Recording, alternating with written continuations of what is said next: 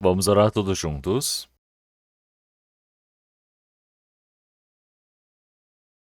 Senhor Deus, Pai, santo e misericordioso que nos ama. Nós que estávamos longe do Senhor Deus, andando no meio do pecado. Éramos inimigos do Senhor Deus por conta de nossas malignidades. Nós merecíamos receber o juízo eterno, o castigo eterno do Senhor, mas Cristo nos amou primeiro. E toda a maldição e o castigo que nós merecemos receber, o Senhor Jesus se encarregou por nós. E assim, ele derramou seu sangue precioso na cruz, para que nós não recebêssemos mais o castigo e a maldição.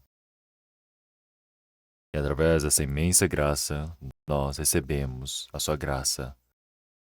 Nós te agradecemos, Senhor, por termos sido remidos de nossos pecados e estarmos reunidos para podermos louvar a sua graça e amor, para podermos aprender a sua palavra. Nós agradecemos pelo Senhor Deus ter permitido para que possamos estar em comunhão.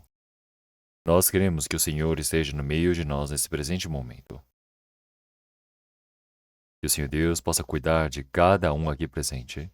Que o Senhor Deus possa sustentar através da mão de graça. Senhor, se ainda houver alguém que no meio de nós não tenha compreendido o verdadeiro amor do Senhor, que o Senhor possa abrir aquele coração para que possa compreender a imenso proveito, o amor do Senhor, para que possa crer, para que possa ter a mesma esperança conosco, que é eterna. Que o Senhor possa segurar a cada um de nós aqui, dentro de Cristo, para sermos homens perfeitos, para que nós não sejamos envergonhados na vinda do Senhor, e assim nós possamos ser conduzidos pelo Senhor. Senhor, nossas igrejas que estão pelo país, que estão pelo mundo. Aqueles irmãos e irmãs que estão guardando a fé para pregar o Evangelho até nos lugares mais difíceis. Que através da palavra do poder do Espírito Santo, o Senhor Deus possa ajudá-los. E ainda existem muitos espíritos perdidos, coitados, Senhor.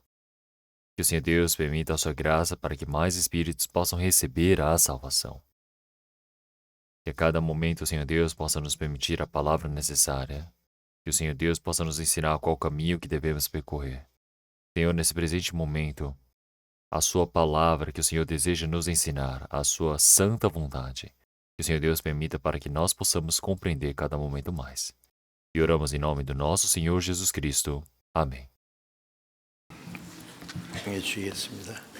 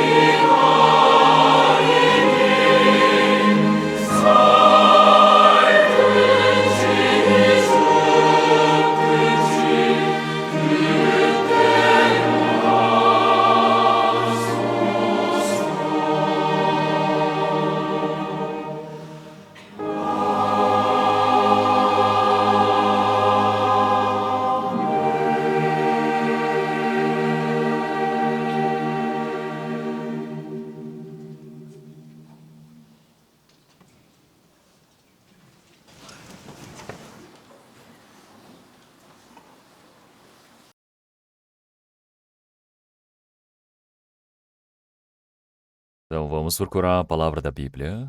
Vamos procurar a palavra de Mateus, capítulo 24.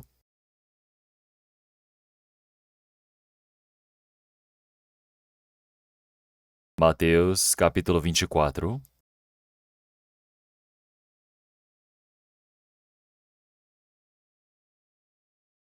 A partir do versículo 42. Versículo 42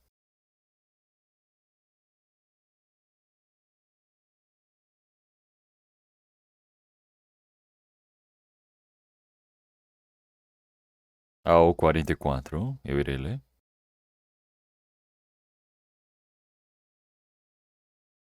Mateus, capítulo 24. Eu irei ler. Vigiai, pois, porque não sabeis a que hora há de vir o vosso Senhor. Mas considerai isto: se o pai de família soubesse que vigília da noite havia de vir o ladrão, vigiaria e não deixaria minar a sua casa. Por isso estais vós preparados também, porque o Filho do Homem há de vir a hora em que não penseis. Vamos ler até aqui.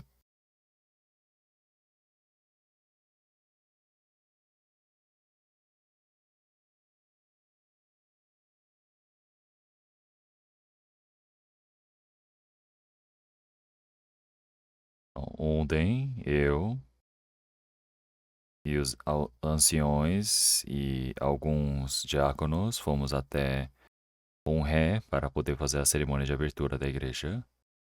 Então é um lugar até que longe daqui e nos consumiu bastante tempo.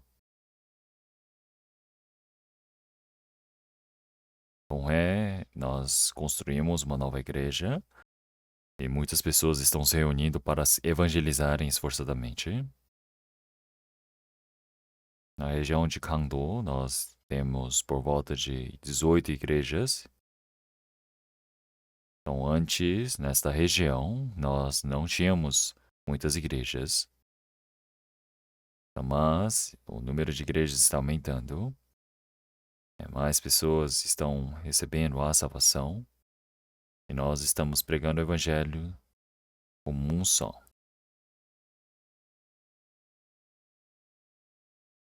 Então, não somente no nosso país, mas o mundo inteiro, seja politicamente, seja militarmente, seja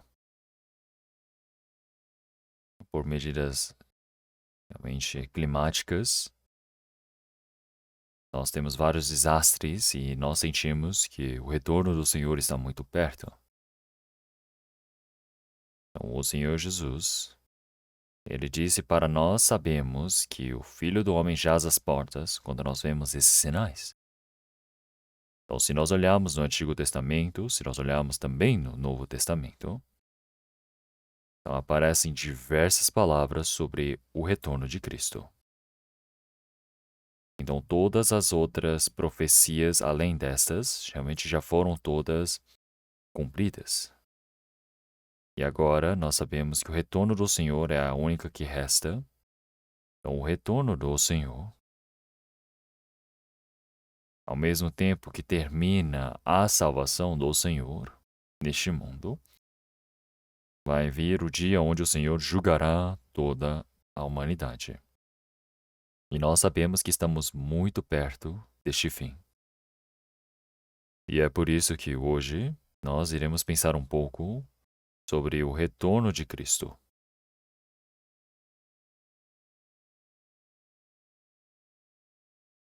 O próprio Senhor Jesus,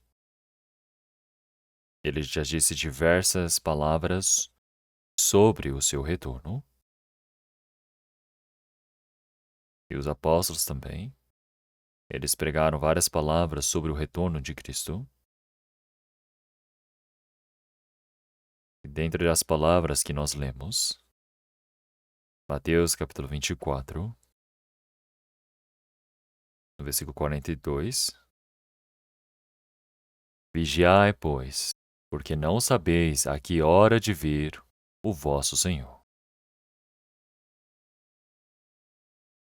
Então, quando a vinda do Senhor estiver próximo, aqueles que creem no Senhor,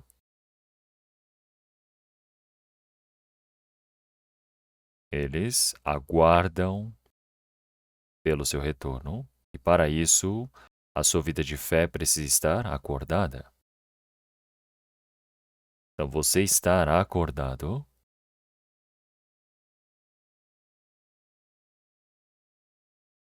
é a comparação de você estar dormindo. Então, um cristão que recebeu a salvação, recebeu uma nova vida, tem uma nova esperança que é eterna. E é por isso que a nossa vida de fé, ao ver do Senhor Deus, precisa ser uma vida de fé que esteja sempre acordada, vigilante. E é por isso que ele disse: Vigiai, pois, porque não sabeis a que hora há de vir o vosso Senhor. Então, a vida do Senhor, com certeza, há de acontecer, mas o dia, o tempo, ninguém o sabe. Então, nem os anjos dos céus sabem, nem o Filho sabe. Quer dizer que nem o Senhor Jesus não sabe. É somente o Pai que sabe. Porque está dentro do plano de Deus. Mas, se nós olharmos na Bíblia, o Senhor Deus, através de vários sinais, ele nos demonstrou que esse tempo está muito próximo. E é por isso que o Senhor Jesus, ele diz aqui: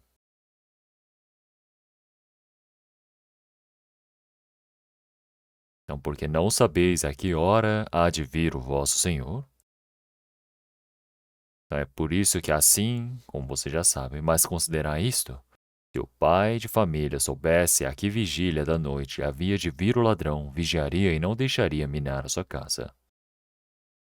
Então, as casas em Jerusalém, em Israel, perdão, é diferente das que nós conhecemos hoje em dia. E elas são feitas ou de barro, porque antigamente pegavam madeiras e faziam somente as colunas para suspender a casa, o seu telhado, e depois eles enchiam de barro as paredes, no teto. Então, o ladrão, antigamente, ele podia perfurar a parede para entrar na casa. Eles cavam. É por isso que usa o verbo minar, quer dizer que eles começam a minar a parede da sua casa. É por isso que o Senhor ele está dizendo para você estar o quê? Vigilante, de vigília da noite. Não é? Então, vigiaria e não deixaria minar a sua casa.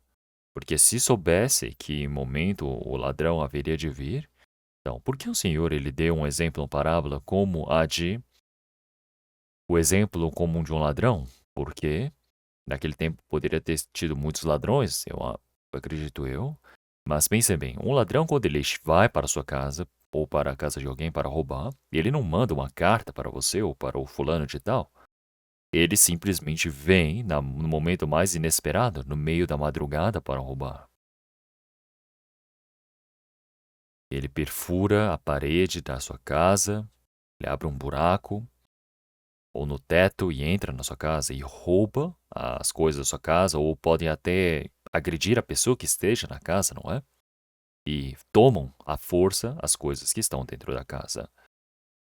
É por isso que o Senhor ele disse para nós estarmos realmente vigilantes, porque não sabemos a que vigília da noite haveria de vir o ladrão. Então, porque se o pai de família estiver de vigília, ele não vai deixar o ladrão roubar a sua casa. Então, quer dizer que nós sempre precisamos estar preparados, porque não sabemos a que momento o ladrão há de vir. Então, é por isso que nós precisamos estar preparados para recebermos o Senhor. E o Senhor ele há de vir no momento que nós não pensamos. Então, no momento em que não penseis. Quando nós estamos com o nosso coração para as coisas do mundo, quando eu vivo realmente é, relaxado com as coisas deste mundo, é o momento que o Senhor ele há de vir. Então, o Senhor ele mostrou vários sinais que a sua vinda está muito próxima. Então, existem vários sinais sobre a vinda do Filho do Homem para este mundo novamente. Se nós olharmos em Mateus capítulo 24,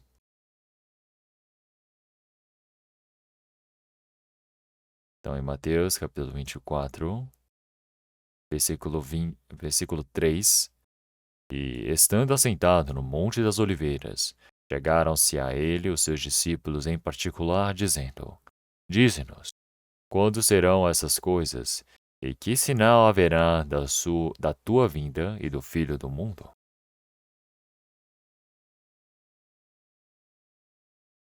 Então, o Senhor,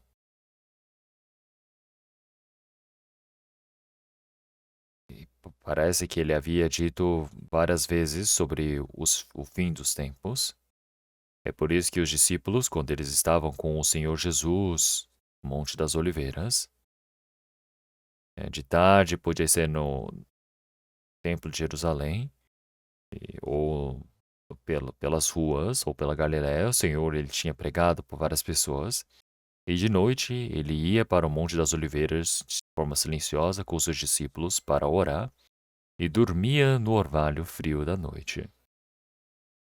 E é por isso que no Monte das Oliveiras, o Senhor Jesus, quando se assentou ali, os discípulos vieram, realmente silenciosamente, e perguntaram ao Senhor Jesus em particular: Dize-nos quando serão essas coisas e que sinal haverá na tua vinda e no fim do mundo. O Senhor Jesus ele disse sobre o fim de Jerusalém. Então, o templo de Jerusalém, o santuário naquele tempo,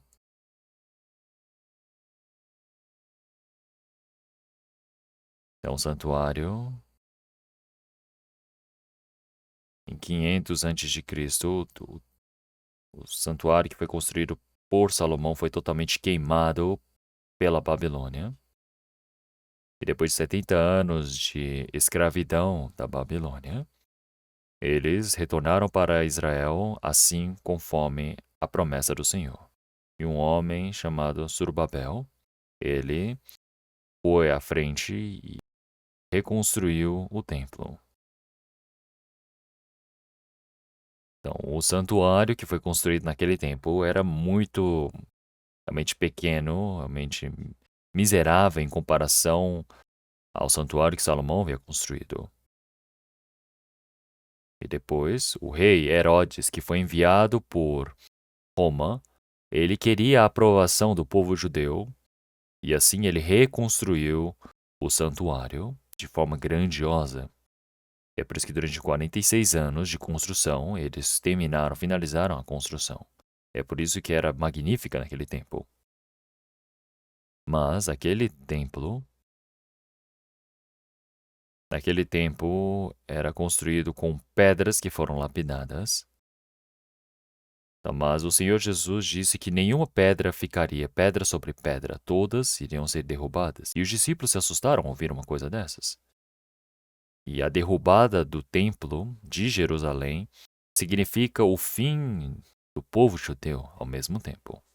É por isso que eles ficaram com medo e eles perguntaram ao Senhor Jesus: Senhor, a que tempo, a que época, quando isso vai acontecer? Quando que o templo vai ser destruído? Quando que o fim de Jerusalém, de Israel vai chegar? E também qual é o sinal para a vinda do Filho do Homem?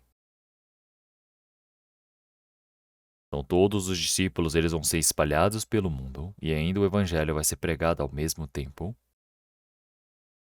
E para isso tudo foi o que o Senhor Jesus ele havia dito. E é por isso que eles perguntaram quando que essas coisas haverão de acontecer? Porque no retorno do Senhor e também no fim do mundo, realmente qual é o sinal que acontecerá? Então o Senhor ele já disse diversas vezes dizendo que ele haveria de retornar. Então os discípulos eles ficavam desacreditados e também ficavam questionando, pensando, nossa, quando será que uma coisa dessa vai acontecer? É por isso que eles perguntaram sobre o fato mais importante. E no fim dos tempos, realmente quando o Senhor ele retornar, é o fim dos tempos, não é? Então por que que o Senhor ele deixou a história da humanidade continuando até os dias de hoje, que o Senhor Jesus, ao morrer e ressuscitar, o evangelho que começou em Jerusalém, para que possa ser pregado por todo o mundo. E aí todas as pessoas que receberam a salvação através da fé possam ser discernidas. Então, entre as pessoas que vão para o céu e as pessoas que vão para o inferno. E nesse último tempo, o Senhor, ele virá. É por isso que, nesse último tempo, no retorno do Senhor, o qual é o sinal que haverá. Então, o Senhor, ele disse sobre o sinal que haveria de acontecer naqueles tempos. Então, nós podemos ver o vento realmente já mais, um pouco mais fresco, mais aconchegante da primavera, e eu sei que as flores estão próximas para florescer, não é? E eu vi as flores, realmente cerejeira, que já começam a brotar nesse tempo. E esse é o sinal da primavera, não é? As flores começam a florescer, a desabotoar. Então, nós podemos ver que até as folhas, elas, quando começam a se encher de cor amarela, vermelha e começam a cair dos seus galhos, nós sabemos que está perto o inverno. Então, da mesma maneira, com todos esses sinais, nós podemos saber que o que há de acontecer. É por isso que no retorno do Senhor, o Senhor ele não vem para este mundo sem nenhum sinal. Mas o Senhor ele disse que vários sinais irão se manifestar. Então, qual é o sinal que haverá realmente na vinda do Filho do Homem? Isso é uma das verdades que nós mais temos curiosidade. E é por isso que o próprio Senhor Jesus ele já explicou de diversas maneiras diferentes. Se nós olharmos em Mateus capítulo 24, versículo 7, porquanto se levantará nação contra nação e reino contra reino, e haverá fomes, e pestes, e terremotos em vários lugares. Mas todas essas coisas são um princípio de dores. Então, dentre vários sinais, realmente entre nação, eles irão brigar. Pode ser a mesma nação contra nação, ou reino contra reino. Isso pode ser porque uma guerra de ideologia. Lá na Coreia do Sul também nós temos a guerra de ideologia da Coreia do Sul e Coreia do Norte. Nós temos as pessoas que vivem num país democrático de liberdade e o outro num país comunista. E já que eles não conseguem conviver juntos, nós vivemos até o presente momento no meio de uma ansiedade muito grande, realmente de uma hostilidade gigantesca. E isso não é somente no nosso país, mas em vários lugares do mundo. Então aqui disse que é reino contra reino. Então são países que irão lutar um contra o outro. Então nós temos esses perigos de guerra nos últimos tempos. Então, seja a Primeira Guerra Mundial, a Segunda Guerra Mundial, muitas pessoas foram sacrificadas. E quando a última guerra acontecer, isso não vai ser uma guerra somente internacional, vai ser uma guerra somente mundial mais uma vez. E nesse tempo, muitas pessoas irão morrer, e não simplesmente vão morrer muitas pessoas, mas a história da humanidade vai chegar ao fim. E como nós sabemos muito bem, a última guerra é a guerra com a bomba atômica. Assim como em Sodoma e Gomorra, quando ela estava totalmente corrupta de forma moral. Então, o Senhor ele escreveu em Gênesis capítulo 19 muito bem sobre o fim daquela cidade. E no tempo de Noé, quando o mundo estava cheio de pecado, o Senhor ele utilizou do dilúvio da água para julgar este mundo. Hoje em dia, as pessoas são mais corruptas, têm mais pecado do que no tempo de Noé ou o tempo de Sodoma e Gomorra. E nesse último tempo, realmente, este mundo todo precisará ser julgado pelo fogo. Mas por que o Senhor ele não julga este mundo ainda? Como em 1 Pedro capítulo 3, assim como um dia fosse 1000 anos fosse um dia. O Senhor não deseja que ninguém pereça, mas chegue ao arrependimento. É por isso que o Senhor ele está aguardando com muitíssima paciência. Existem muitos espíritos que ainda não receberam a salvação, e o Senhor ele está aguardando para que esses espíritos também possam receber a salvação.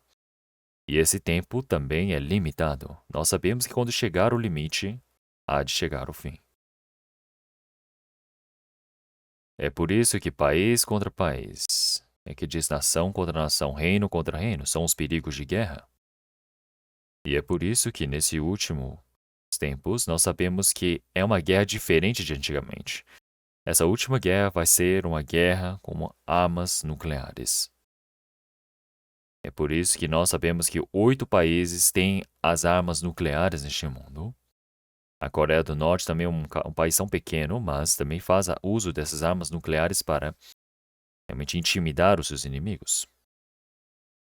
E é por isso que, realmente, na Bíblia, em Ezequiel também já explicou muito bem o que acontecerá nesses últimos tempos.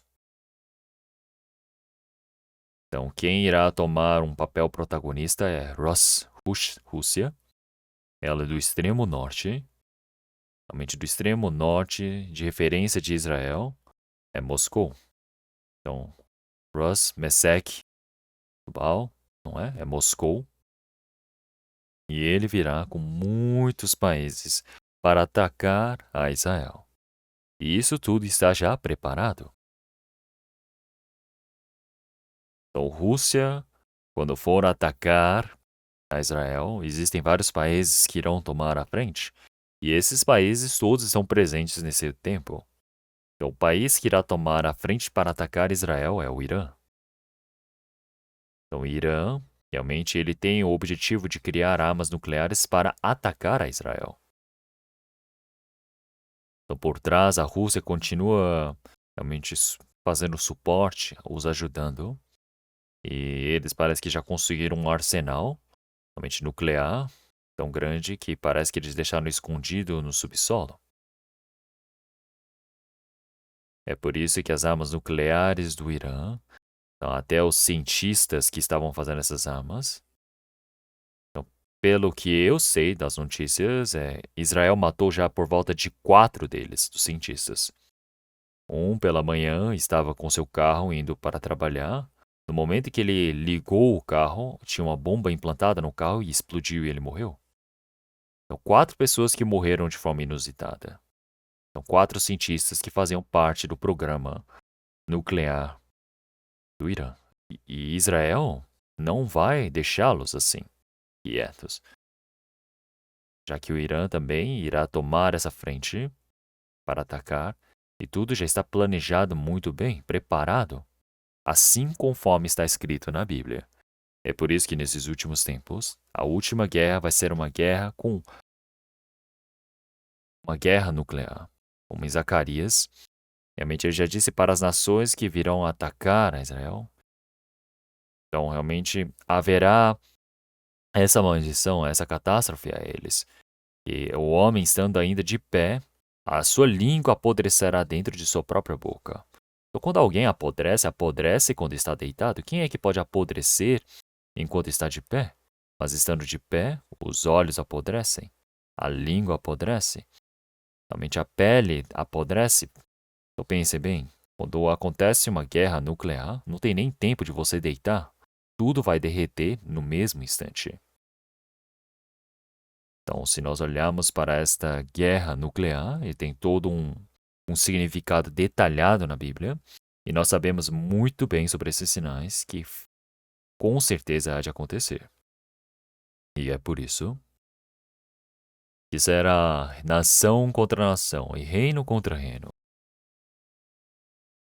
Então, esse sinal está acontecendo de forma muito clara na nossa geração. Então, uma guerra não acontecer ainda é totalmente um milagre. Então, nós não sabemos o que há de acontecer no dia a dia. Então, se nós olharmos para a Coreia do Norte, qualquer coisa, ele já começa a ficar bravo dizendo que vai incendiar toda a Península Coreana. E eles não falam isso somente por palavras, mas eles parece que receberam a tecnologia da Rússia, não sei, mas eles têm esse arsenal nuclear também. Usando esses foguetes, essas armas. Então, nós sabemos que a Coreia do Norte, eles realmente se aclamam dizendo que são o país mais poderoso deste mundo, um dos, porque ele tem um arsenal nuclear. Então, nós estamos vivendo numa época muito perigosa. Mas por que que nós não tememos? Porque uma guerra nuclear, quando acontecer, há de acontecer a qualquer lugar. Então, qual seja o lugar que aconteça, realmente é o fim dos tempos. E antes que chegue esse fim, realmente o Senhor virá. Então, Sodoma e Gomorra, antes que chegue ao fim, realmente para retirar Ló e suas duas filhas. Assim também no tempo do dilúvio, antes de julgar este mundo através da água, Noé e a sua família, as 8 pessoas, foram salvas através da arca, para que pudessem suportar todo o dilúvio. Então, por fim, o Senhor há de julgar este mundo através do fogo. Como Isaías capítulo 50, realmente diz: aquele que está realmente, aquele que está amarrado ao fogo, realmente ele irá entrar no fogo, no próprio fogo que acendeu e morrerá. Então, o homem, ele irá criar a própria bomba e morrer na sua própria bomba. Mas antes que chegue esse tempo, o Senhor, ele há de retornar. Com isso, nós sabemos que é o retorno dos céus nos ares. Assim como o Senhor levou a Enoque no fim dos tempos, realmente do dilúvio. Então, Ló e suas filhas, por exemplo, também. Assim como o Senhor os retirou de Sodoma e Gomorra, como em 1 Tessalonicenses capítulo 1, como o Senhor, quando ele retornar, o Senhor, ele virá nos buscar.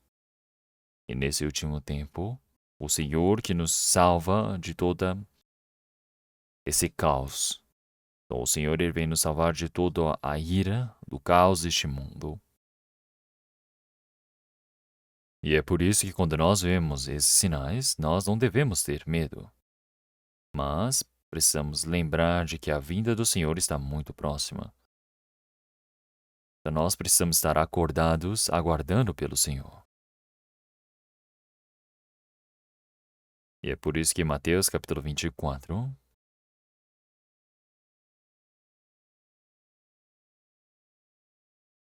como no versículo 7, porque nação contra nação e reino contra reino, e haverá fomes e pestes e terremotos em vários lugares. Mas todas estas coisas são os princípios de dores. Então nós temos as fomes. Em Lucas capítulo 21, e a gente fala no versículo 11 sobre pestilências, pestes, doenças, não é? Depois terremotos, em vários lugares, isso mostra as catástrofes naturais. Então, antigamente haviam vários terremotos. Mas chegando no século XX, o número de terremotos aumentou drasticamente. E muitas pessoas estão morrendo por conta do terremoto. Assim como no Mianmar, dessa vez, de uma magnitude de 7,7, realmente muitas pessoas morreram.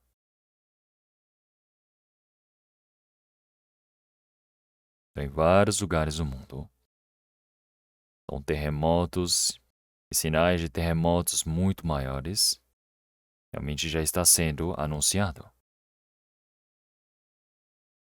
Então nós sabemos que aqui ele está falando que são as fomes. Antigamente havia fome também, mas hoje em dia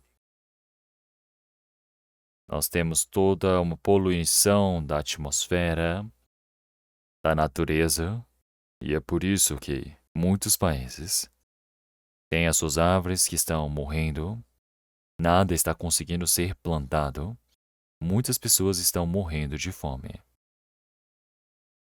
Então, nós somos pessoas que estamos comendo até demais, nós estamos tentando emagrecer, fazendo dieta, Tem vezes que nós nos esforçamos para não comer, mas tem muitas pessoas que não têm o que comer. É diferente. Esse é o princípio das dores. E isso realmente não tem como ser resolvido. Não seja as questões climáticas, como em Lucas capítulo 21, versículo 11, diz que são as pestilências, são doenças. Então, antigamente havia doenças também, seja ebola, havia a peste bubônica na Idade Média. Então, muitas pessoas morreram por conta dessas pestes. E assim também como a pandemia do Covid-19 que nós experimentamos dessa vez, e isso não é algo regional, não é endêmico, mas é uma pandemia pelo mundo inteiro. Eu acredito que tudo isso é como se fosse um trailer mostrando que uma pestilência é realmente muito mais perigosa há de vir. E muitas pessoas estão dizendo assim. Então nós precisamos estar acordados, porque nós temos as fomes, pestes, terremotos, são as pestilências, não é? Em vários lugares, realmente há de acontecer. E isso está acontecendo a todo lugar, a todo momento, em todos os lugares, e cada momento de forma mais severa. Então, todas essas coisas são o princípio de dores. Então, o Senhor, ele há de trazer as dores, castigo para este mundo, e isso é o início da nossa geração. Então, é o início das dores. E depois, se nós olharmos o versículo 11, e surgirão muitos falsos profetas e enganarão a muitos. Então, um outro sinal é quer dizer que muitos falsos profetas. Antigamente, no Antigo Testamento, haviam falsos profetas, mas nós não sabemos quantos falsos profetas existem nos dias de hoje. Eles realmente enganam a muitos. Então, vocês já pensaram quantas pessoas são enganadas pelo mundo inteiro? Então, os falsos profetas, eles dizem, eu sou falso? Não, ninguém diz uma coisa dessas. Todos eles realmente se declaram o verdadeiro.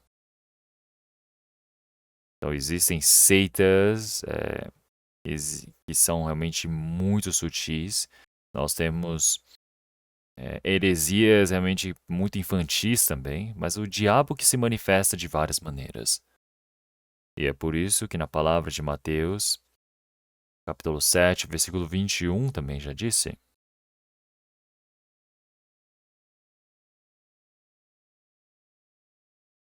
E nem todos aqueles que dizem Senhor, Senhor entrarão no reino dos céus. Então, muitas pessoas dizem Senhor, Senhor. Muitos falsos profetas irão enganar a muitos. Haverão muitas igrejas. Haverão muitas denominações, muitos pastores. Então, vai haver realmente um esforço, um zelo gigantesco. Mas se eles todos são pessoas que realmente pregam o evangelho de forma correta, como seria ótimo. Então nós temos no Antigo Testamento tivemos centenas de falsos profetas e somente um ou dois profetas do Senhor Deus que são verdadeiros. Até nos dias de hoje acontece uma coisa dessas. Tem pessoas que se declaram dizendo que são profetas do Senhor. Mas se nós olharmos no trabalho que eles fazem, eles nunca passaram por uma experiência de nascer de novo. Eles ensinam mentiras.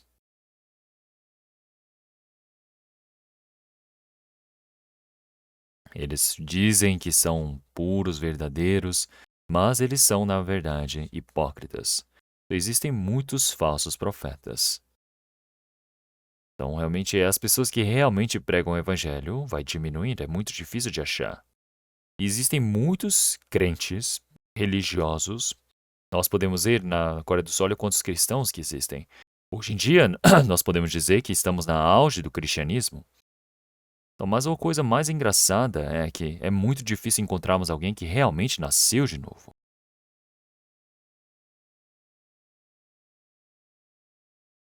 E é por isso que em Lucas capítulo 13, o Senhor, ele disse para entrar pela porta estreita. Buscar entrar pela porta estreita. Que muitos buscam entrar por ela, mas na realidade são poucos, não é? Por quê? Porque os falsos estão ensinando mentiras, falsidades. E é por isso que eles enganam a muitos. Então, muitos falsos profetas se manifestam e eles enganam a muitas pessoas. Então, mas realmente são tantas pessoas. Então, as pessoas sempre acham que o número representa se é fato ou não. Então, a mentira está andando em falsidade. E as pessoas acham que a verdade é a mentira. Isso é os nossos dias. Então, realmente, muitos serão enganados. Então, através da injustiça que se alastra pelo mundo, o amor vai se esfriar. Quer dizer que nós sabemos que o pecado está aumentando. A injustiça é o pecado. Através do pecado, o amor de muitos se esfriará. As pessoas, um traindo ao outro. As pessoas são individualistas. Então, não tem. O amor é individualista, somente pensam em si mesmos. E também, se nós olharmos o versículo 14,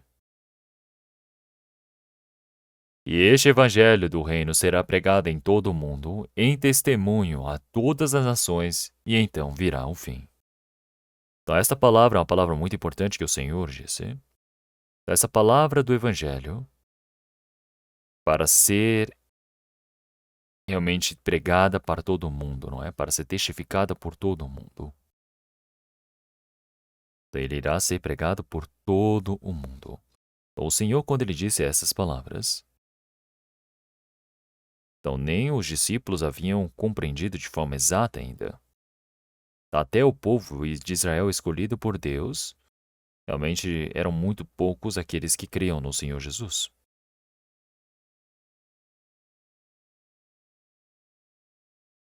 Então, mas então, depois que o Senhor Jesus ele disse essas palavras, depois de 2000 anos, o que aconteceu? Então, toda Jerusalém, Judéia, Samaria, o Evangelho foi pregado por todo o mundo.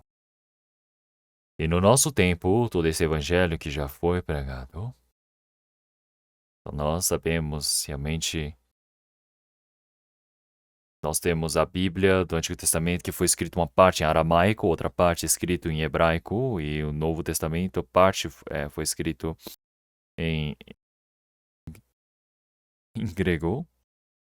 Então, se nós falamos em aramaico, hebreu ou grego, quem é que irá nos entender? Ninguém consegue nos entender. Então, essa palavra precisa ser traduzida, não é? Então, já dizem que a Bíblia já foi traduzida para mais de 3.700 idiomas diferentes, já foi anunciado.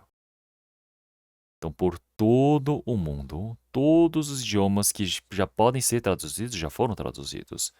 Então, vai ser anunciado por todo o mundo. Então, já foi anunciado até os confins da terra. E assim virá o fim.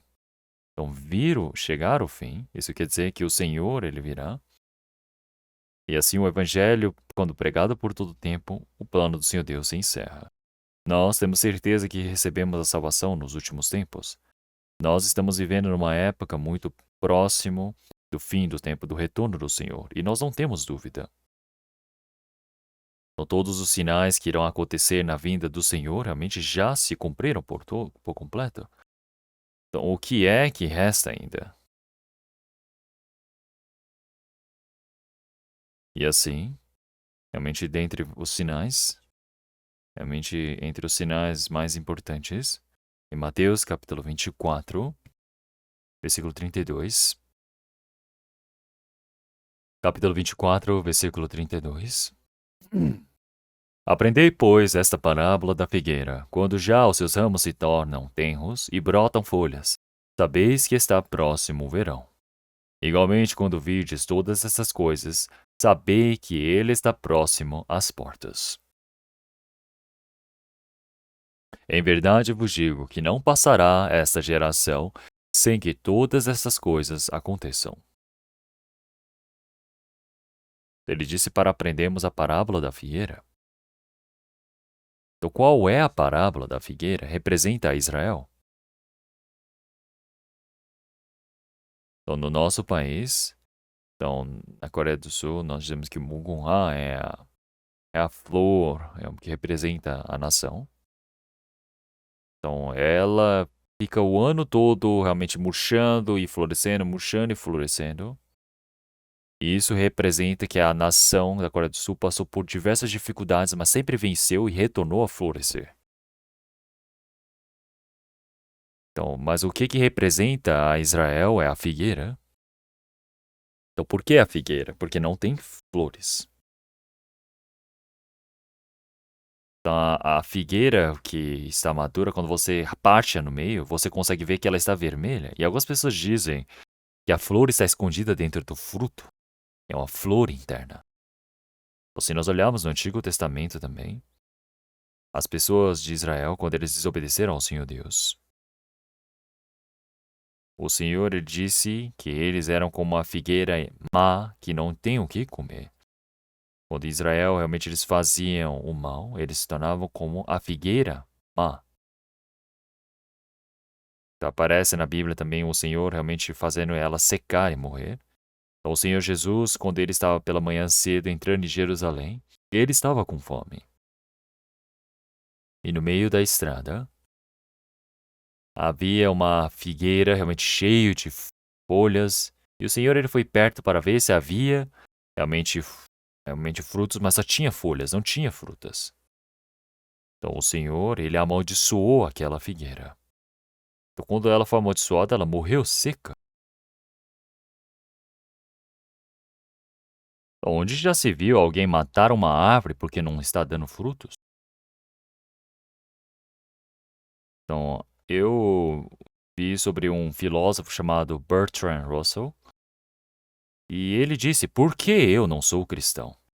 Então, os pais dele realmente faleceram quando ele era jovem. E ele cresceu abaixo de sua avó, nos cuidados da avó, que era uma cristã realmente fiel. Mas Russell, ele não creu, e até o fim ele foi agnóstico, ateu. E ele disse: por que que eu não sou cristão? Então, de vários dos motivos de por que ele não crê em Cristo, ele disse: Cristo matou a figueira. Então, uma pessoa ela pode dizer, daí ela estava abaixo da árvore de caqui e viu que o caqui não estava brotando nenhum caqui, e ele pegou o machado e começou a cortar a árvore de caqui. Então, as pessoas ouvindo uma história dessa vão pensar o quê? Nossa, ele é maluco, é doido, uma pessoa agressiva. O Russell, ele pensou no Senhor Jesus dessa mesma maneira. Ele disse: nossa, Jesus, mesmo com poder, como é que ele pode matar uma árvore só porque não deu frutos? Isso está errado, disse ele.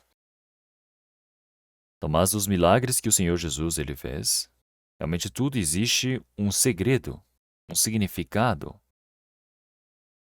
Então, ter somente as folhas de figueira, realmente, mas não ter os frutos, representa Israel daquele tempo. Por fora, eles dizem: eu sou o povo escolhido por Deus. E gostam de se manifestar, se gloriar, mas por dentro não tem fruto nenhum. Então, isso representa o estado do povo de Israel. Então, Jesus Cristo foi enviado, mas eles não creram. É por isso que o povo de Israel foram amaldiçoados. Isso representa de que eles haveriam de perecer. Então, ter a figueira ter secado e morrido, isso representa o povo de Israel que há de negar o Senhor Jesus, e eles irão ser amaldiçoados e serão destruídos. Então, se nós olharmos para essa figueira que morreu seca, ela não morreu para sempre. Se olharmos em Mateus capítulo 24, versículo 32, vamos ler novamente. O Senhor ele disse: Aprendei, pois, esta parábola da figueira. Quando já os seus ramos se tornam tenros e brotam folhas, sabeis que está próximo o verão. Igualmente, quando virdes todas essas coisas, sabei que ele está próximo às portas. Então, uma vez eu deixei plantado a figueira num vaso e ela parecia que estava morta durante todo o inverno. Eu pensei, nossa, eu vou arrancar ela? Ela já morreu? Mas eu pensei, mas vamos deixar só para ver o que vai acontecer. E depois, quando passou a primavera, chegou o verão, assim os ramos tornando tenros e ele começa a brotar folhas. E eu percebi, nossa, ele está vivo ainda. Então, o povo de Israel, 70 depois de Cristo, eles foram totalmente destruídos por Roma.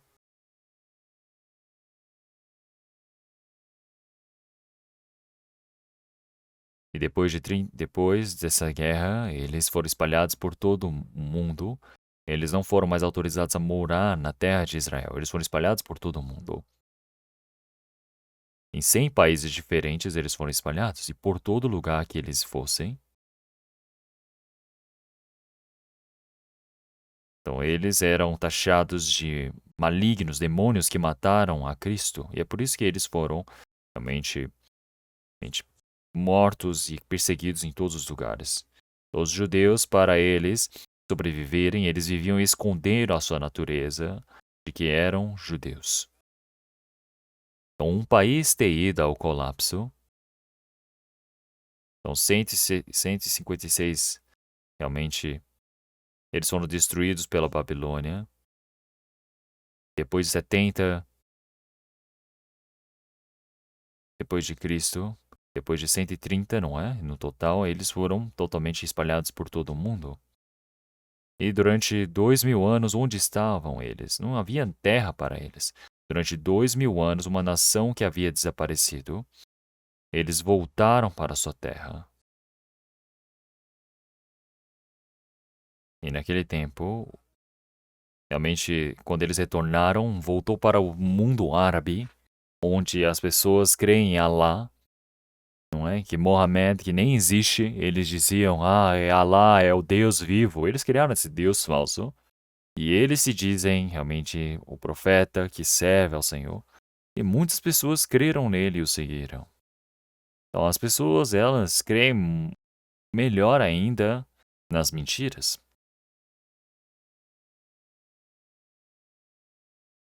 Eles dizem, preciso matar os ricos, porque naquele tempo havia muitos pobres. Eles diziam que os ricos, eles estavam realmente sim empoderando dos pobres. E é por isso que eles começaram a dizer, todas as pessoas são iguais na frente de Allah. Então Allah é um ótimo Deus, não é? Tem uma mentalidade comunista. Então, se você quer estar ao lado dos pobres, é só fazer uma coisa dessas. É por isso que as pessoas daquele tempo, da elite, eles disseram, vamos matá-lo. E é por isso que ele fugiu de Meca para Medina. E 300 somente oficiais o seguiram naquele tempo. E assim eles protegeram Mohammed. Eles criaram um exército. E eles começaram a dizer, você vai aceitar ao Corão ou você vai aceitar a Allah? Porque se você não recebesse, você iria ser morto, não é? E assim, aquele exército, ele venceu naquela época.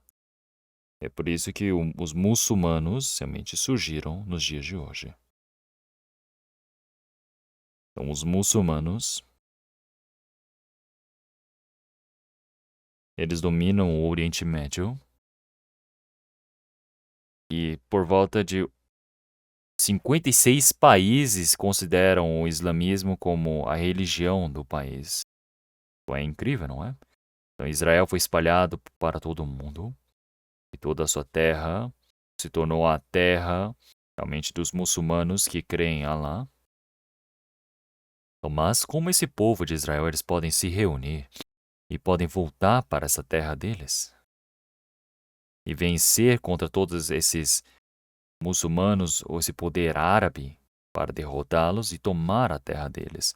E assim fazendo com que o deserto se torne em um lugar onde realmente está mamando leite e mel. Então, isso na realidade não tem chances nenhuma. Mas o evangelho, quando fosse pregado por todo o mundo no fim dos tempos, o Senhor disse que Israel haveria de ser restaurada, tornando tenros os seus ramos. Estão brotando as folhas. Isso mostra que é a restauração do povo judeu. Então, esse Israel, durante 2000 anos que havia sido destruído, em 14 de maio de 1948, eles pediram a sua independência. E todas as vezes que eles pediam a independência, eles começaram a vencer e começaram a crescer. E assim eles criaram a sua própria nação. Então, todos os judeus.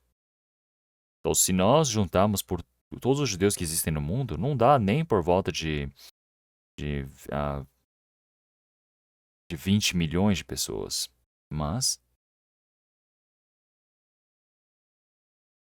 eles realmente conseguiram lutar contra os árabes, os muçulmanos, e se tornou a nação poderosa economicamente neste mundo. Toda vez que faz uma guerra, realmente isso não tem nem um pouco de dúvida, e sempre vencem a guerra. A nação com um grande poder econômico. Então, e eles pensavam que esse país havia sido morto, essa nação estava morta. Mas é tão incrível como que eles conseguiram voltar assim. Assim como já passou o inverno, tornando tenros os seus ramos. Os ramos que pareciam que estavam mortos agora, eles começam a brotar folhas. Isso mostra Israel que há de ser restaurada. Então, em 1948 saiu rapidinho assim o ramo. Então as pessoas olham e falam, nossa, como? Parecia que estava morto, mas depois de 2000 anos, agora eles se tornaram uma nação. Então isso nunca aconteceu na história da humanidade. Então, em Jeremias capítulo 31, ele disse sobre assim, até que não acabe a regra do dia e da noite, a lei da dia e da noite, Israel não irá desaparecer. Quer dizer, com certeza eles irão se restaurar. E Israel se restaurou, assim como nós sabemos nos dias de hoje. E olhem como um país tão pequeno se tornou um país tão poderoso. E atrás disso nós sabemos que o Senhor Deus está por trás de tudo isso, não é? Que é o plano de Deus. Então, vendo todas essas coisas, sabei que o Filho do Homem jaz às portas. Então, quando Israel for restaurada, então isso significa que o retorno do Senhor está muito próximo. Esse é o sinal mais exato que existe para nós. E é por isso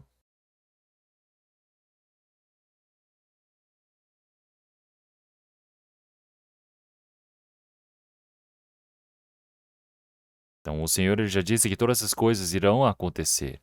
Não é como no versículo 34, em verdade vos digo que não passará esta geração sem que todas essas coisas aconteçam. O céu e a terra passarão, mas as minhas palavras não hão de passar. Então, nós não podemos dizer quantos anos é uma geração, quantos anos é uma época. Mas as pessoas daquela geração, enquanto elas ainda estiverem vivas, aquelas que verem estes sinais.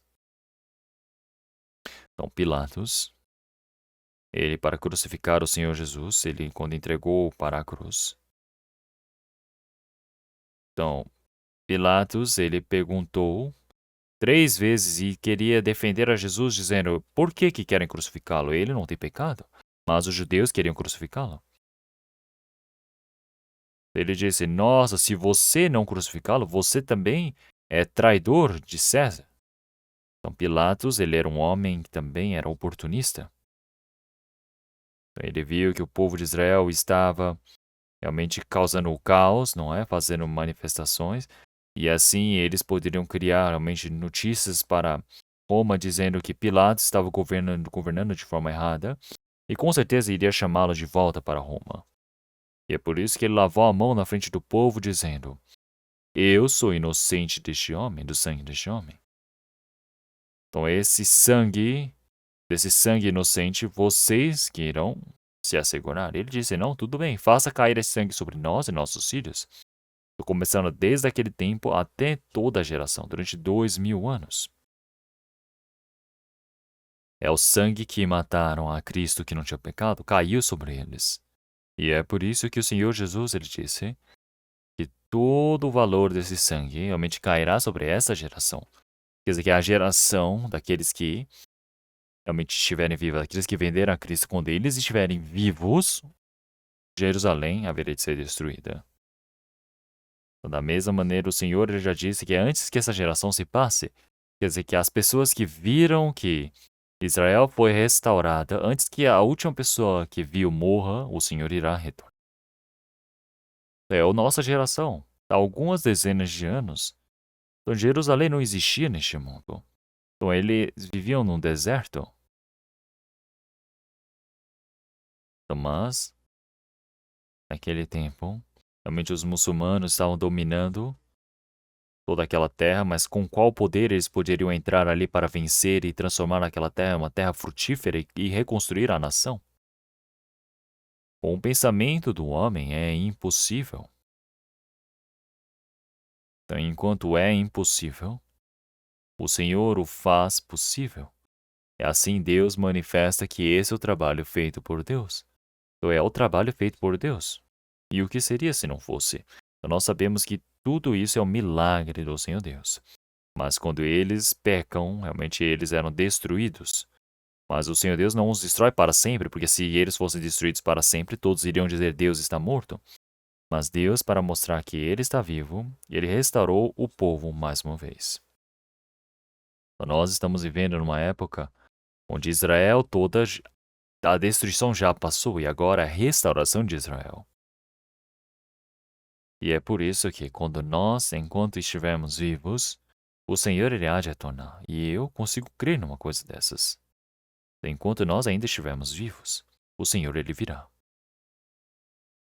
Então, será que isso não é um problema realmente muito importante? Então, vejam, isso não é algo realmente simplório, isso realmente é real, isso vai acontecer algo gigantesco. Então, até hoje o Senhor ele pode vir. Se o Senhor não vier hoje, pode vir amanhã.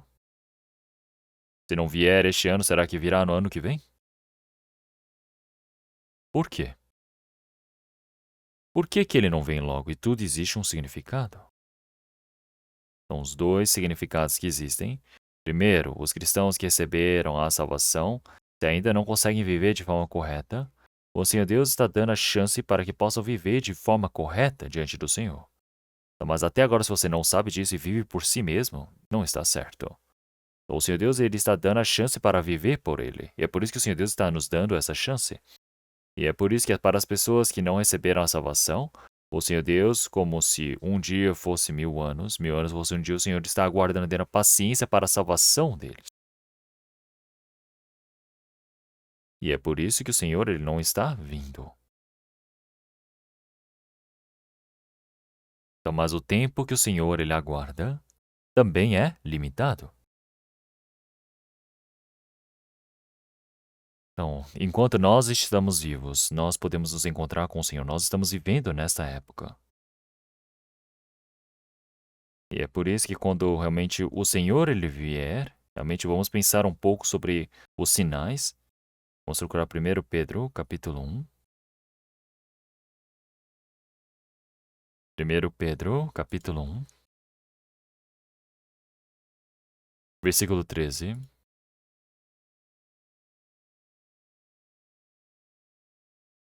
Versículo 13, vamos ler todos juntos.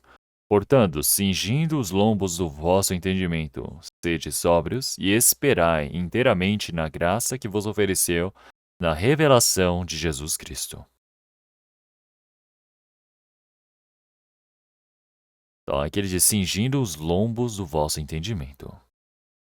Então, uma pessoa que está partindo para a viagem, ele se veste, ele prepara o seu cinto, ele calça o seu sapato, ele se prepara para ir embora. Da mesma maneira, a vinda do Senhor, o tempo para nós nos encontrarmos com o Senhor. Então, toda a nossa vivência, todo o nosso coração, a mente precisa ser preparada. E é por isso que ele diz esperar inteiramente, sede sóbrios, estar acordados.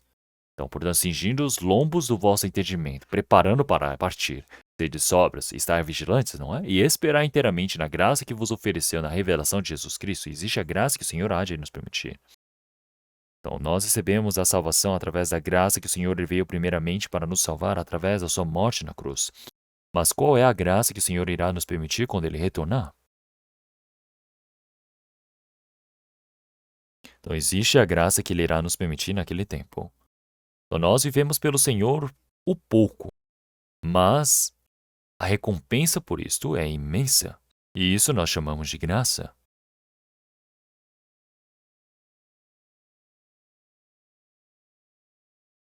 Então, se nós vivemos sacrificando no Senhor, realmente dedicando ao Senhor, então isso parece que o que nós na realidade estamos fazendo é muito pequeno, não tem nada de bom para se ver. Mas a recompensa que o Senhor quer nos permitir é imensa, é gigantesca. É a graça. E é por isso que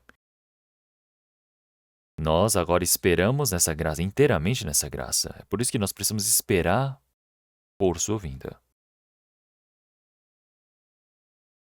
Então, se nós olharmos em Hebreus, capítulo 3, na frente de Tiago nós temos Hebreus, capítulo 10.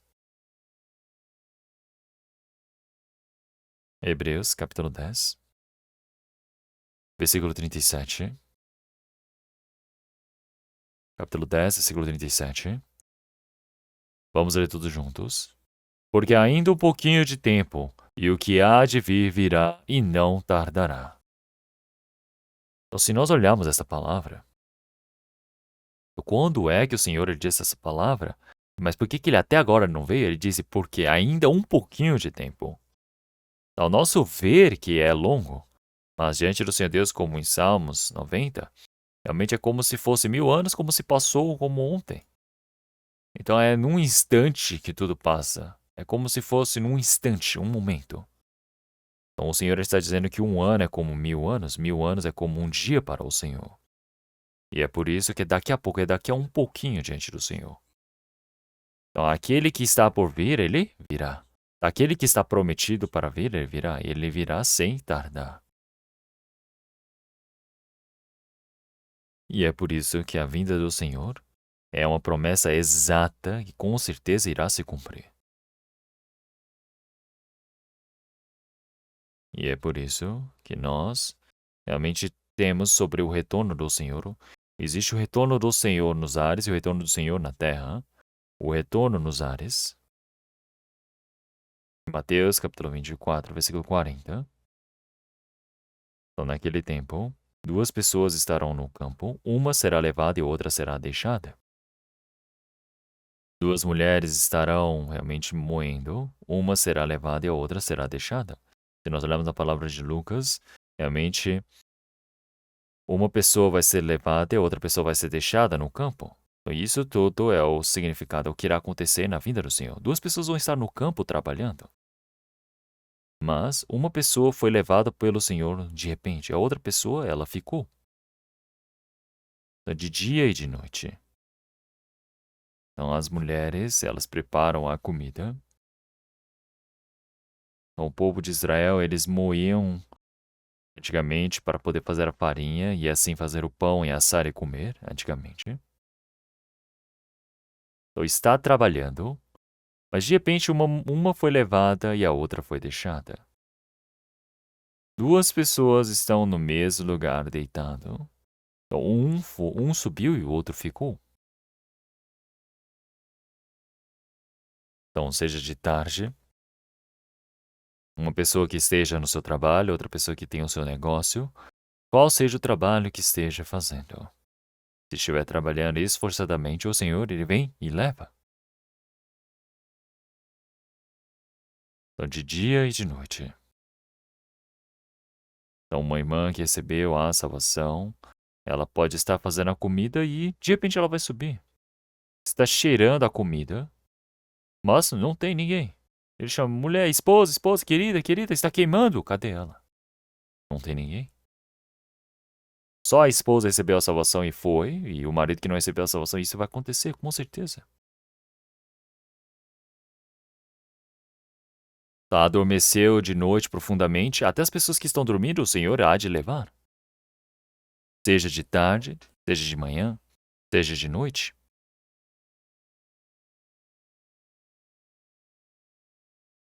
Então, quando o Senhor ele vier, pode ser de noite, pode ser de dia, do qual seja o momento, nós precisamos estar preparados para nos encontrarmos com o Senhor. E é por isso que vamos procurar 1 Tessalonicenses, capítulo 4, versículo 16. 1 Tessalonicenses, capítulo 4.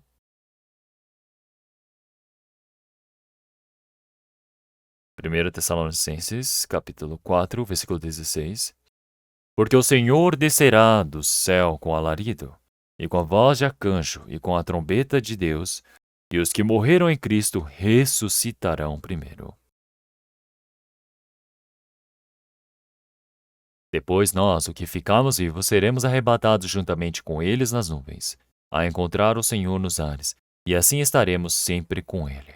Portanto, consolai-vos uns aos outros com essas palavras. Então, se nós olharmos aqui, o Senhor descerá do céu com alarido e com voz de arcanjo, com a trombeta de Deus.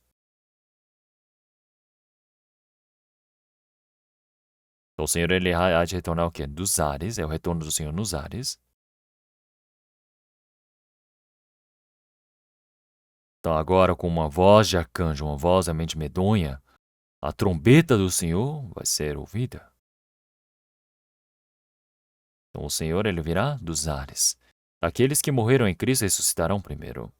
Quer dizer que aqueles que receberam a salvação, eles irão ressuscitar primeiro.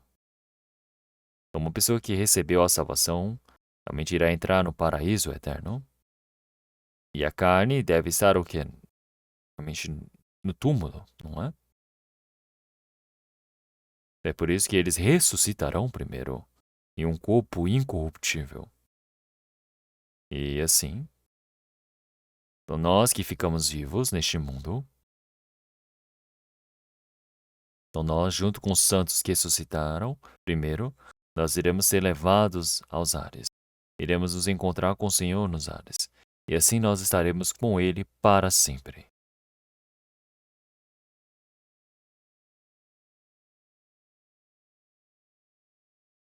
Então, realmente sendo levados para as nuvens. E isso não é algumas dezenas de metros que nós vemos a nuvem ali em cima, não é isso. Mas isso foi traduzida para o nosso idioma para nós podermos entender. Mas a ressuscitação de todos os santos, nós iremos ser levados realmente aos céus do Senhor. É isso nós chamamos isso de rapture, de arrebatamento. Então é ser levado aos ares. Então ser puxado e levado. Ser puxado e levado para cima. E é por isso que na vinda do Senhor, nós todos que estamos, iremos ser transformados por completo. Então, com a imagem do Senhor, nós iremos ser transformados. Se nós olharmos em 1 Coríntios, capítulo 15, 1 Coríntios, capítulo 15.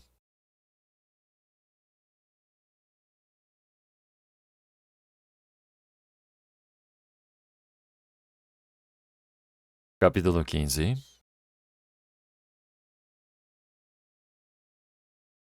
versículo 51. 1 Coríntios, capítulo 15, versículos 51 e 52, vamos ler. Eis aqui vos digo um mistério. Na verdade, nem todos dormiremos, mas todos seremos transformados. No momento, no abrir e fechar de olhos ante a última trombeta, porque a trombeta soará, e os mortos ressuscitarão incorruptíveis, e nós seremos transformados. Então não são todos que estarão dormindo. Dormir significa estar morto. Mas no soar da última trombeta, nós iremos ser transformados. Então, realmente, os anjos, como nesse último soar da trombeta, realmente no abrir e fechar de olhos, iremos ser transformados.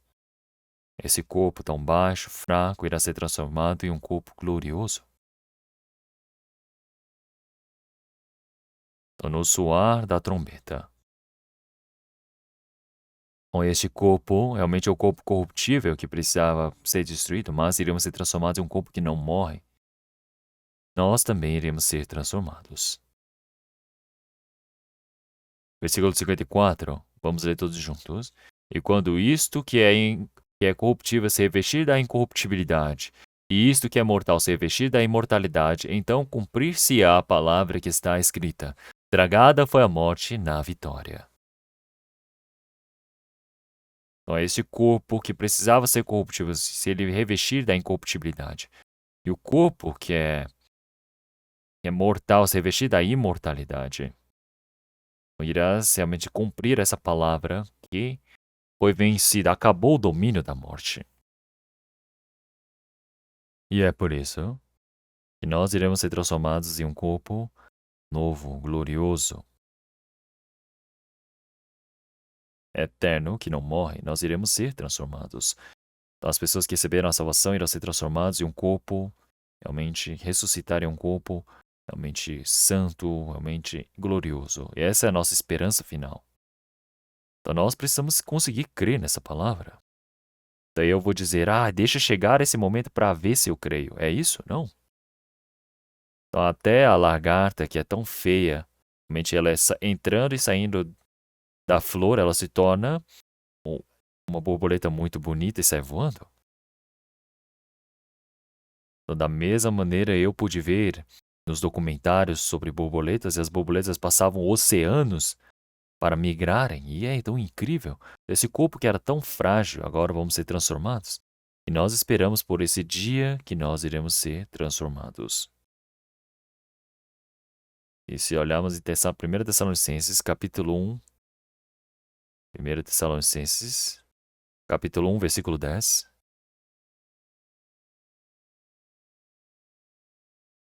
Capítulo 1, versículo 10, vamos ler todos juntos. E esperar dos céus o seu Filho, a quem ressuscitou dentre os mortos, a saber, Jesus, que nos livra da ira futura.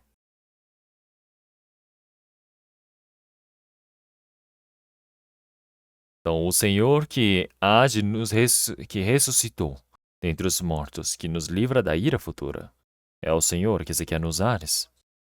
Ele veio para nos livrar da ira futura. É o Senhor Jesus que irá vir nos buscar antes da ira do juízo do Senhor Deus chegar a este mundo. Antes deste mundo ser julgado pela água, realmente a família de Noé que entrou na arca, eles foram salvos, não é? Eles fluíram, ficaram boiando. Então, da mesma maneira, nós todos recebemos a salvação. Então, no futuro, realmente, quando a ira do Senhor cair sobre essa terra, o Senhor ele há de nos resgatar, ele há de nos levar dali. Então, uma pessoa que recebeu a salvação, ele vai ficar nos 7 anos de tribulação e precisa passar por essa tribulação. Tem pessoas que dizem isso, mas isso é besteira. Não existe uma coisa dessas. Nós já iremos ser levados, arrebatados no momento em que soar a última trombeta. Então, e assim, quando o Senhor ele vir nos ares, tem esses 7 anos antes da vinda do Senhor para essa terra, existem as coisas que irão acontecer neste mundo. Então, se olharmos um pouco mais na Bíblia, vamos procurar Filipenses. Na frente nós temos Filipenses, Filipenses capítulo 2. Logo na frente, Filipenses capítulo 2, versículo 20. Capítulo 3, versículo 20. Perdão, capítulo 3, versículo 20. Versículo 20 e 21. Vamos ler todos juntos. Mas a nossa cidade está nos céus, de onde também esperamos o Salvador, o Senhor Jesus Cristo, que transformará o nosso corpo abatido para ser conforme o seu glorioso, segundo o seu eficaz poder de sujeitar também a si todas as coisas. A nossa cidadania está nos céus. E quando nós olhamos essa palavra, o que nós sentimos? Então, uma pessoa que nasce na Coreia do Sul, desde o momento que nasceu, ela tem a cidadania sul-coreana. Então, de forma orgulhosa, pode dizer que é um sul-coreano. E a nação tem o papel, o dever de nos defender, de nos proteger, e também tem o dever de nos ajudar no meio da dificuldade. Então, uma pessoa que recebeu a salvação é cidadão dos céus. Isso quer dizer que nós temos, por exemplo, a dupla nacionalidade, não é? Então, nossa carne vive nessa terra, e é por isso que tem a cidadania deste mundo, mas o nosso espírito é dos céus. Então, a cidadania deste mundo logo irá se acabar, mas a cidadania dos céus é eterna, é uma glória eterna. A nossa cidadania está nos céus. E é por isso que nós esperamos o Salvador, o Senhor Jesus Cristo. Então, o Senhor, Ele irá nos levar para este mundo eterno, que é o seu reino. Ele irá nos levar. Então, nós que vivíamos este mundo, que sofríamos, que recebíamos toda a tribulação, nós sabemos que esta é a salvação também. É por isso que nós vemos na palavra de Romanos também que é a salvação, realmente, de nossos corpos. Então, o Senhor Deus, Ele tem o poder para criar todas as coisas através da palavra. Ele mantém todas as coisas através da palavra. E através desse poder, o Senhor, Ele faz transformar o nosso corpo abatido para ser conforme o seu corpo glorioso, segundo o seu eficaz poder de sujeitar também a si todas as coisas. Esse corpo tão baixo, tão fraco, vai ser transformado em um corpo glorioso, realmente espiritual como o do Senhor. Assim como a lagarta que parecia tão nojenta se tornou uma borboleta.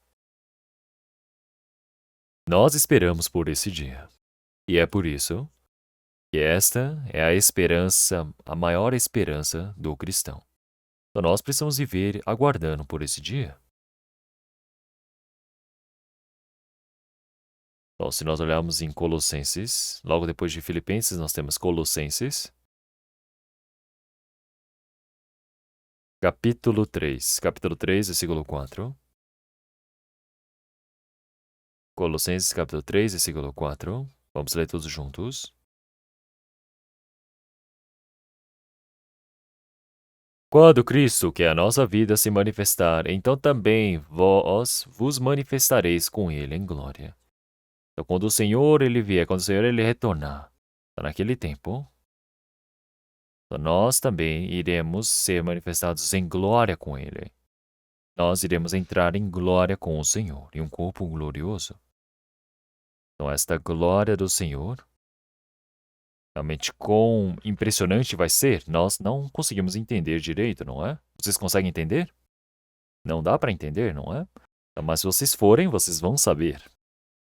Quando chegar a esse tempo, então mesmo que as coisas boas deste mundo realmente sejam grandiosas, é incomparável. É de uma outra dimensão.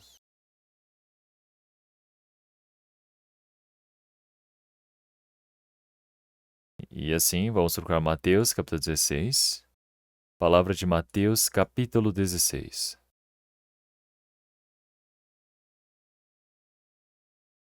Mateus, capítulo 16. A partir do versículo 28.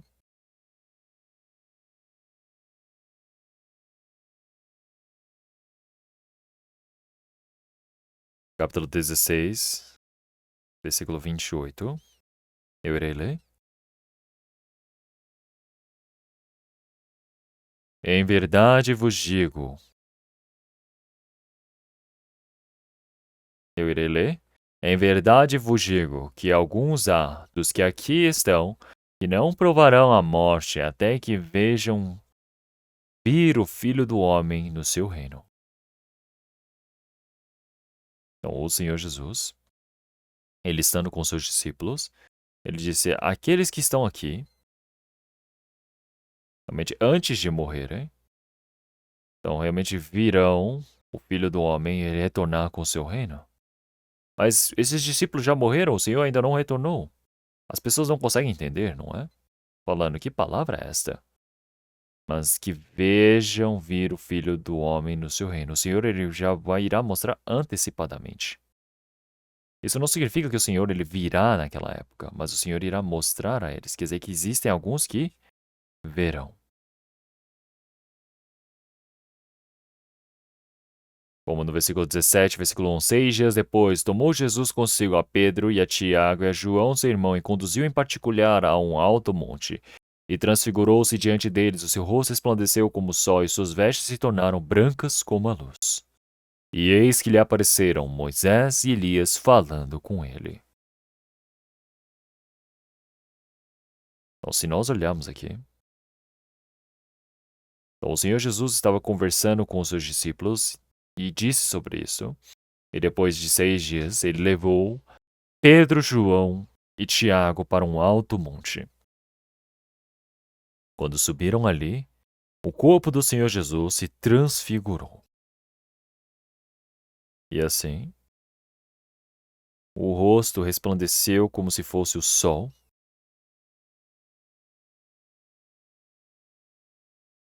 A veste se tornou realmente resplandecendo como o sol. A veste do Senhor Jesus começou a resplandecer, quer dizer que o Senhor transformou-se em algo glorioso. Mas ali de repente Moisés e Elias apareceram. E eles começaram a conversar com Cristo.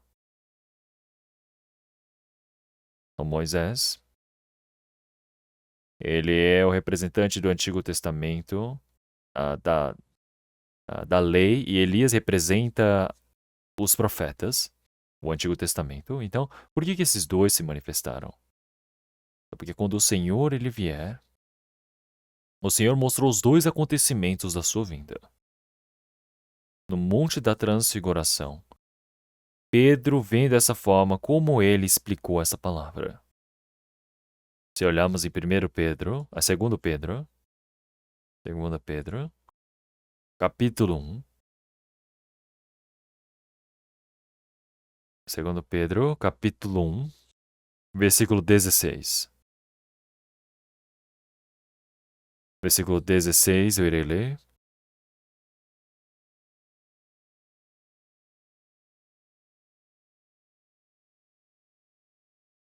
Porque não fizemos saber o poder e a vinda de nosso Senhor Jesus Cristo seguindo fábulas astuciosamente compostas, mas nós mesmos vimos a sua majestade. Porquanto ele recebeu a glória, ele recebeu de Deus Pai a honra e glória. Quando da magnífica glória que foi dirigida a seguinte voz: Este é o meu filho amado, em quem me tenho comprazido. E ouvimos esta voz dirigida no céu, estando nós com ele no Monte Santo.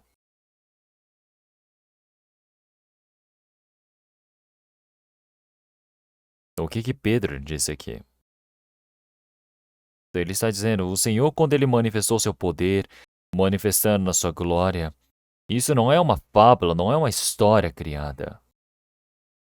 Então, mas nós vimos a sua majestade.